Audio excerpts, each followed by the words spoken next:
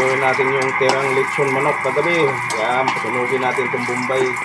Dinikdik yan para masarap. Ito, tirang lechon manok kagabi.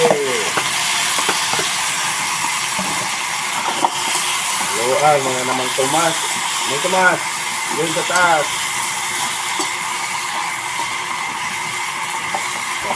Mang Tomas nandyan oh.